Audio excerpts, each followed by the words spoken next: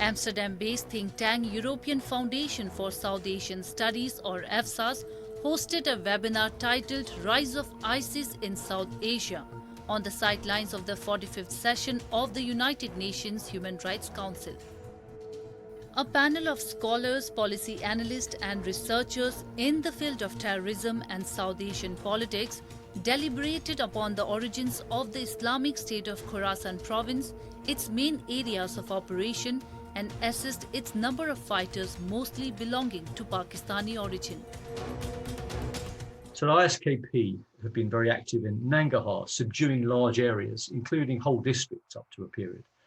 The force also attempted to project itself further, attempting to establish a presence in places like Helmand and Kandahar in the south, Ghazni in the southeast, and even the north, up into Balkh and Faryab in the northwest. They've had a lot less success in this. ISKP have also targeted Shia Muslims and the city of Kabul. Mass casualty attacks are a major feature of ISKP's military operations, and ISKP would love to trigger sectarian violence. Eastern Afghanistan allows them the potential to do this, offering valuable resources and opportunities for all insurgent groups. It borders the safe havens in Pakistan.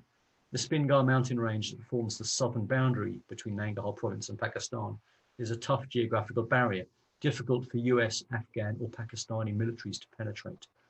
The Khyber Pass area offers a good smuggling hub for arms, fighters and narcotics. The problem is, if you talk to the security officers of Afghanistan, they will all point to the hallmarks of attacks of the ISIS and say they're extremely similar to the attacks conducted by the Haqqani network. So they say ISIS is a totally different face now.